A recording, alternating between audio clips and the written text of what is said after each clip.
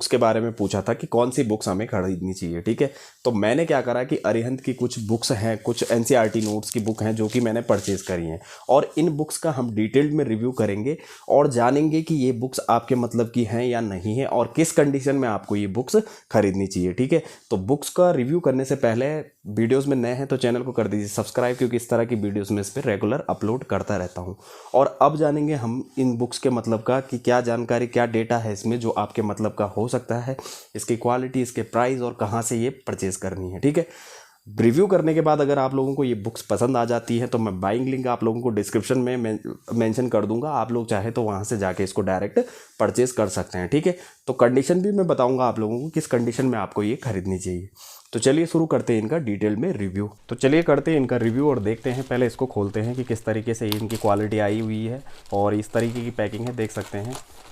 और किस कंडीशन में आप लोगों को ये खरीदनी है वो भी मैं आप लोगों को बताऊंगा। फिलहाल मैंने कुछ सैंपल के लिए आप लोगों के लिए मंगाए हैं। आपने एनसीईआरटी के नोट्स मुझे कमेंट सेक्शन में पूछे थे और मैं आप लोगों को ये देखिए, तो ये हैं एनसीईआरटी के नोट्स, ठीक है। ये है भारतीय इतिहास का, ये है राजव्यवस्था और ये है आपकी अर्थव्यवस्था, ठीक है। तो 3 बुक्स मैंने मंगाई हैं सैंपल के तौर पे आप लोगों को दिखाने के लिए कि क्या ये बुक आप लोगों के लिए वर्क करेंगी या नहीं करेंगी। तो इसमें सिंपल सी बात है, साफ साफ लिखा हुआ है यूपीएससी, स्टेट पीएससी एवं अन्य प्रतियोगी परीक्षाओं के लिए अत्यंत उपयोगी। तो ये एनसीईआरटीज़ के नोट्स हैं। इंपॉर्टेंट फैक्ट्स इन बुक में है ओल्ड प्लस न्यू, तो ये कॉम्बिनेशन है ओल्ड और न्यू एनसीईआरटी का, ठीक है। क्लास 9 to 12 भारतीय अर्थव्यवस्था है, भारतीय राजव्यवस्था एवं प्रशासन 6 to 12 है, और यहाँ पे देख सकते हैं भारतीय इतिहास 6 to 12 है। तो ओल्ड और न्यू एनसीईआरटी का एक कॉम्बिनेशन है, अच्छे खासे फैक्ट्स इसमें हैं। और बाकी अब अंदर देखते हैं कि क्या है इनकी विशेषताएँ।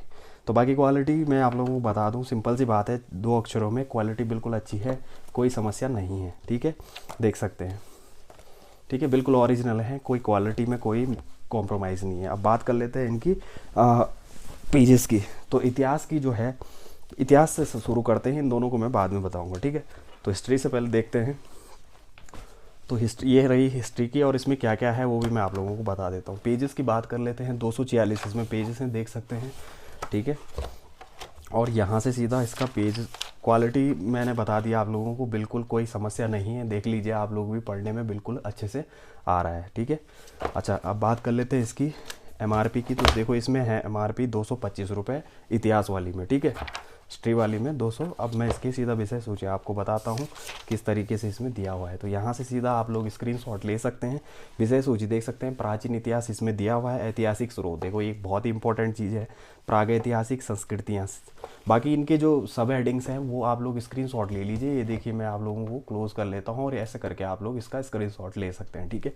बाकी मोटा मोटा मैं बता देता हूँ। देखो ऐतिहासिक काल आपके लिए महत्वपूर्ण चीज़ें जो हैं, देखो इसमें जो है यूपीएससी के सिलेबस के हिसाब से बनाया, फैक्ट को छांट छांट के बनाया गया है आपके लिए स्पेशली, ठीक है। तो एक हिसाब से ये एक बेहतर चॉइस बन जाती है यूपीएससी के लिए, एनसीईआरटी नोट्स के लिए, ठीक है। शॉर्टकट तरीका है एनसीईआरटी को रटने का, ये रटने का माध्यम हो गया एक हिसाब से। तो यहाँ देख सकते हैं ऐतिहासिक स्रोत इसमें मिलेगा आपको, प्राग ऐतिहासिक संस्कृतियाँ मिलेंगी, सिंधु घाटी मिलेगी, ठीक है। वैदिक संस्कृति है, धार्मिक आंदोलन है, महाजनपद काल भी इसमें है, देख सकते हैं, मौर्य काल भी है, मौर्योत्तर काल है, गुप्त काल है, गुप्तोत्तर काल है, दक्षिण भारत का इतिहास है, और मध्यकालीन इतिहास भी इसमें, ये देखो। तो ये जो था ये प्राचीन इतिहास था। अब यहाँ से बात कर, ये प्राचीन इतिहास की विषय सूची थी, ठीक है। अब यहाँ से बात कर लेते हैं मध्यकालीन भारत की इतिहास है जो उसकी सूची। तो देखो इस तरीके से भी इन्होंने डिवाइड करा हुआ है कि प्राचीन भारत को अलग से दिया हुआ है, मध्यकालीन भारत को अलग से दे रखा है, और आधुनिक भारत के इतिहास को अलग से दे रखा है। तो ये एक बहुत ही बेहतरीन चॉइस हो जाती है, ठीक है। तो यहाँ पे देख सकते हैं कि भारत, अरब और तुर्क आक्रमण, दिल्ली सल्तनत आप लोगों का, दिल्ली सल्तनत प्रशासन, अर्थव्यवस्था, समाज एवं कला, विजयनगर एवं बहमनी साम्राज्य, प्रांतीय राज्यों का उदय, भक्ति एवं सूफी आंदोलन, मुगल साम्राज्य, मुगलकालीन प्रशासन, समाज, आर्थिक एवं कला, मराठा राज्य का एवं संघ। और आधुनिक इतिहास की बात कर लेते हैं तो ये देख सकते हैं उत्तर मुगल, 18वीं सदी, 22वें अध्याय, देखो भारत में यूरोपीय शक्ति का आगमन, प्रांतीय स्वायत्त राजवंश। तो इस तरीके से आप लोग इसका स्क्रीनशॉट ले सकते हैं, ठीक है। अच्छा, आधुनिक भारत की बात कर रहे थे हम अभी। ब्रिटिश काल में प्रशासनिक एवं आर्थिक नीतियाँ, जनजातीय किसान एवं मजदूर आंदोलन, सामाजिक धार्मिक सुधार आंदोलन, भारत प्रेस शिक्षा विकास, और 1857 का विद्रोह। देखो 1857 का विद्रोह, तो ये एक बहुत ही महत्वपूर्ण चीज़ है। भारत के राष्ट्रीय आंदोलन का प्रथम चरण इसमें है, भारतीय राष्ट्रीय आंदोलन द्वितीय चरण है, तृतीय चरण है, गवर्नर जनरल, स्वतंत्रता पश्चात भारत की चित्रकला, ये देख सकते हैं आप लोग, ठीक है। तो इसका स्क्रीनशॉट ले लीजिए। यहाँ से देख सकते हैं कि यहाँ पे मूर्ति कला यहाँ पे दी हुई है, स्थापत्य एवं वास्तुकला भी इसमें दी हुई है, संगीत एवं नृत्य इसमें है, भाषा साहित्य एवं दर्शन है। तो प्रीलिम्स के हिसाब से बहुत ही बेस्ट ये बुक आप लोगों के लिए हो सकती है। और मेरे हिसाब से प्रीलिम्स ही क्यों, मेंस के हिसाब से भी ये बहुत ही एक बेहतरीन चॉइस आप लोगों के लिए बन जाती है। ठीक है, तो हिस्ट्री के नोट्स अगर आप लोग ढूंढ रहे थे या आप अन्य किसी सब्जेक्ट के ढूंढ रहे तो आपको अरिहंत में आप लोगों को सबको सारे सब्जेक्ट के आपको मिल जाएंगी। मैं एक एक करके आप लोगों को सारे दिखा देता हूँ। ठीक है, तो यहाँ पे देख सकते हैं ऐतिहासिक स्रोत है, मैं एक चीज़ पढ़ के दिखा देता हूँ, बाकी कुछ देखने की ज़रूरत नहीं है, भाषा शैली का आप लोगों को पता लग जाएगा। प्राचीन भारतीय इतिहास को जानने के स्रोतों में महत्वपूर्ण विविधता पाई जाती है।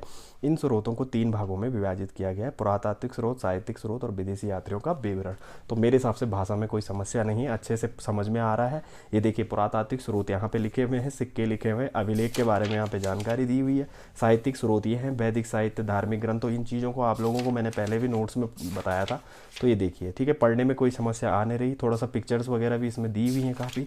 तो बाकी मेरे हिसाब से यही इसमें है, इसमें इस तरीके से नोट्स दिए हुए हैं, मैं बता देता हूँ आप लोगों को। ठीक है, ये देखो point number 1, point number 2, point number 3, point number 4, मतलब ये महत्वपूर्ण जो फैक्ट है जो यूपीएससी की दृष्टि से या यूपी जैसे आप पीसीएस लेवल की तैयारी करें उसकी दृष्टि से ये बहुत ही महत्वपूर्ण आप लोगों के लिए हो सकती है। तो ये रही आपकी हिस्ट्री की।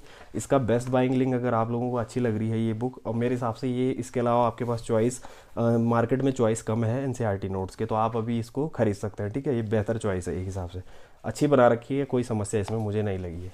चलिए, तो ये रही आपकी हिस्ट्री की। अगर आप खरीदना चाहते हैं तो आपको बेस्ट बाइंग लिंक मैं इसका डिस्क्रिप्शन में दे दूंगा, आप लोग जाके खरीद सकते हैं। और उस इनके रेटों में काफ़ी डिस्काउंट मिल रहा है, तो आप लोग अभी जाके खरीद सकते हैं। ठीक है, अच्छा अब बात कर लेते हैं भारतीय राज्य व्यवस्था एवं प्रशासन की। तो यहाँ पे देख सकते हैं इसकी एमआरपी में बता देता हूँ, 165 रुपये इसकी एमआरपी है। ठीक है, और यहाँ पे जो पेजेस हैं ये देख सकते हैं 166 इसमें पेजेस हैं, देख सकते हैं। ठीक है, यहाँ से मैं पेज को पलटूँ तो यहाँ से देख सकते हैं सेम क्वालिटी सेम है दोनों की, कोई फ़र्क नहीं है, इसकी क्वालिटी भी बेहतर है। ठीक है, आपको अच्छे से पढ़ने में आ जाएगा। अब विषय सूची की बात कर लेते हैं। तो देखो यहाँ पे भी उस तरीके से दिए हुए हैं इंपॉर्टेंट फैक्ट जो परीक्षा की दृष्टि से हैं, बहुत ही बेहतरीन तरीके से दिए हुए हैं। संवैधानिक विकास इसमें है, भारतीय संविधान का निर्माण है, भारत संविधान है, संघीय क्षेत्र एवं राज्यों का पुनर्गठन है, नागरिकता है, मौलिक अधिकार है, देख सकते हैं। ठीक है, तो यहाँ पे आप लोग इसका स्क्रीनशॉट ले सकते हैं। और राज्य नीति निर्देशक तत्व, मौलिक कर्तव्य, तो जो एनसीईआरटी में जो इंपॉर्टेंट चीज़ें हैं वो इसमें उतार दी हैं, देख सकते हैं। आप लोग इसका स्क्रीनशॉट ले लीजिए, अगर मैं इसको पढ़ूंगा तो काफ़ी बड़ा वीडियो हो जाएगा। ठीक है, तो मेरे हिसाब से जो एनसीईआरटी के लेवल से जो चीज़ें हैं वो सब इसमें दे दी गई हैं, जो इंपॉर्टेंट फैक्ट है ये खाली रटने के हिसाब से है। ठीक है, तो अब यहाँ पे पढ़ के दिखा देता हूँ मैं एक लाइन आप लोग। संविधान का विकास संबंधित प्रमुख अधिनियमों, भारत के संवैधानिक विकास की प्रक्रिया ईस्ट इंडिया कंपनी की स्थापना के साथ ही आरंभ हुई। 1600 ईस्वी में ब्रिटेन की महारानी एलिजाबेथ प्रथम ने इंग्लैंड में स्थापित ईस्ट इंडिया कंपनी का एक चार्टर द्वारा भारत के साथ व्यापार करने की एकाधिकार प्रदान किया था। तो चलिए ये भी ठीक है, लैंग्वेज भी कोई समझ में बिल्कुल बढ़िया से समझ में आ रहा है, कोई समस्या नहीं है, बिल्कुल एनसीईआरटी वाली लैंग्वेज इसमें डाली हुई है। तो मेरे हिसाब से ये भी एक बेहतर चॉइस आप लोगों के लिए बन जाती है। अगर आप लोगों को ये बुक परचेज करनी है तो मैं बेस्ट बाइंग लिंक इसका डिस्क्रिप्शन में दे दूंगा, आप लोग जाके इसको भी परचेज कर सकते हैं। अब बात कर लेते हैं अर्थव्यवस्था की। तो ये देखिए ये है अर्थव्यवस्था की, जो कि यहाँ पे 75 रुपये इसकी एमआरपी, ये बहुत सस्ती आती है। ठीक है, 75 रुपये की है, और इसमें ये 9th to 12th है इसलिए ये इतनी पतली है। बाकी 70 रुपये इसका देख सकते हैं, 70 रुपये इसका जो है एमआरपी है। और मेरे हिसाब से इकोनॉमी के लिए आप बार बार पूछ रहे तो मेरे हिसाब से ये बहुत ही बेहतर चॉइस हो जाती है आप लोगों के लिए। ठीक है, अच्छा यूपीएससी स्टेट पीसीएस वही है सेम इसका भी। ठीक है, सीधा यहाँ आते हैं विषय सूची में। तो ये है इसकी विषय सूची, देख सकते हैं। अर्थव्यवस्था, राष्ट्रीय आय, आर्थिक नियोजन, निर्धनता एवं बेरोजगारी, मुख्य टॉपिक्स इसमें दिए हुए हैं। चाहे तो यहाँ पे देख सकते, ग्रामीण एवं नगरीय विकास, कृषि, उद्योग, औद्योगिक नीति, मुद्रा एवं बैंकिंग, लोकाविति, विदेशी व्यापार, भुगतान संतुलन, उदारीकरण, निजीकरण, वैश्वीकरण, अंतर्राष्ट्रीय संगठन। तो बाकी परीक्षा की दृष्टि से मेरे हिसाब से बहुत ही बेहतरीन ये बुक बनाई गई है, और बहुत ही बेहतरीन। मतलब आप अगर छोटे मोटे एग्ज़ाम अगर देते हैं तो अगर डायरेक्ट इन्हीं को पढ़ लें तो आपके एग्ज़ाम क्रैक कर सकते हैं आप लोग अच्छा से खासा। ठीक है, और प्रीलिम्स की दृष्टि से बहुत ही बेहतरीन है, और मेंस की दृष्टि से भी बहुत ही बेहतरीन है ये चीज़। ठीक है, और एनसीईआरटी तो आपको पता है कि ऑप्शनल की दृष्टि से भी बहुत ही बेहतरीन होती है।